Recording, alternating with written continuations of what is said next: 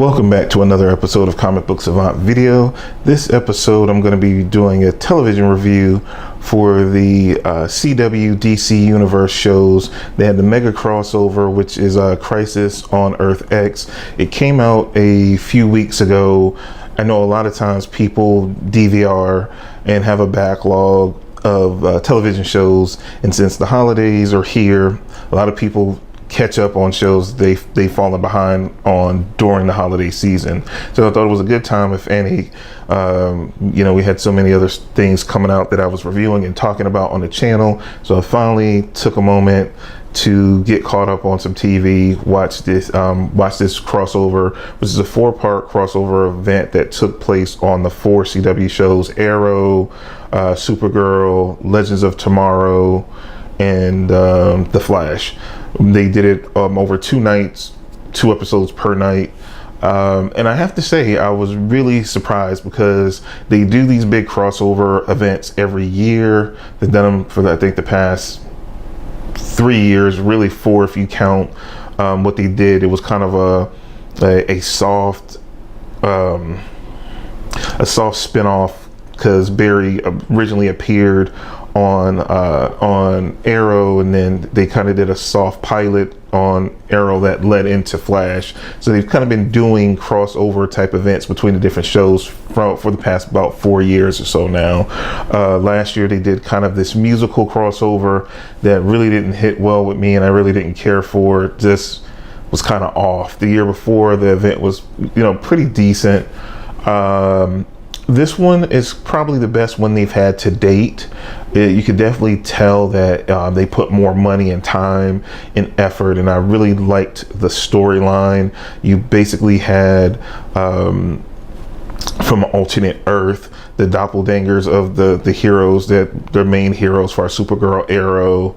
It's doppelgangers, evil counterparts of all the CW heroes, kind of from top to bottom, and you got to see different ones in their in the form that we know them in now, as well as their evil Nazi version, which was kind of cool. What they did, it was very like a dark story, but you could definitely tell they put a lot of money. The production was way higher end for this crossover than some of the other events. They seemed like they were kind of rushed and thrown together. This one felt way more thought out, put together. The presentation, previously they kind of would shoot each of the episodes within that particular show. This kind of played out as a 4-hour movie event, and the production and the presentation was the same across, not in each individual show styles, and I think that helped the cohesiveness of it, and all of the parts mattered. You had to see all 4 parts, where it was, Supergirl last year in the crossover, Supergirl's episode was the only crossover part was at the very end of the episode, where all these were full. Like I said, you need all 4 parts to get the full story of the event, which I really liked, and I hope they continue to do that going forward in the future. I've talked about it before. The CW shows didn't get off to the start I anticipated this year. A lot of them did very well last year and finished very strongly. So coming into this year, when they started off a little bit slow, it kind of turned me off to the shows. All of them have pretty much picked up and have garnered my attention back. I'm not nearly as high on them as I once was before, but this was definitely a good start to turning things around coming out of this event. I even caught up to a few episodes coming out of this event and where things were going, and I like all the direction that all 4 of the individual shows are going. Definitely turning it around.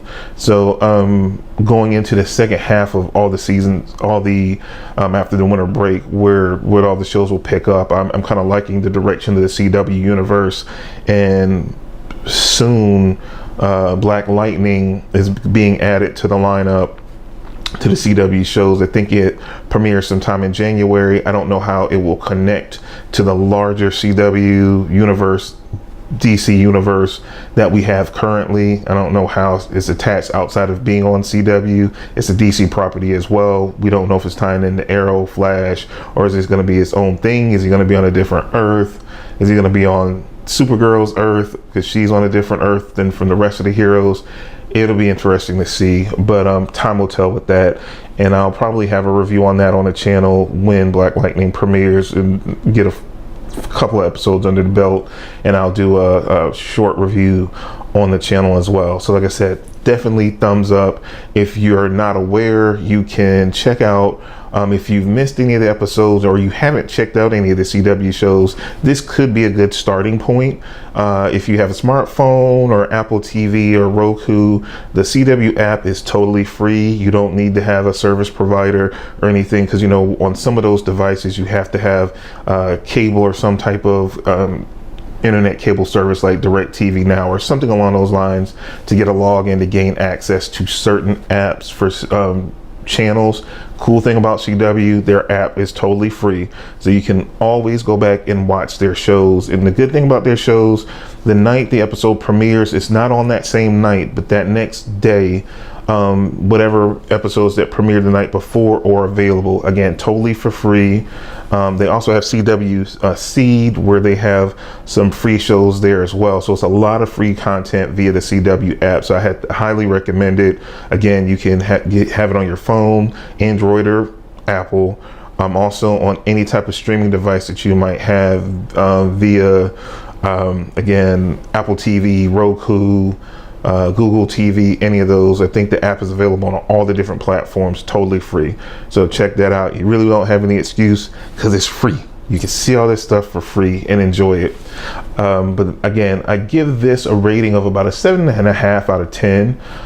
Very entertaining, step in the right direction again for the CW shows that had kind of been languishing for me and kind of falling off a little bit. They came back strong with this crossover event. And for people that might have stepped away for a while, it could be a good jumping on point just to see, are you interested where these characters going, and then you can go back and kind of view stuff, or, you know, pick up from there and continue on to see if it can get your attention. But it definitely really step in the right direction.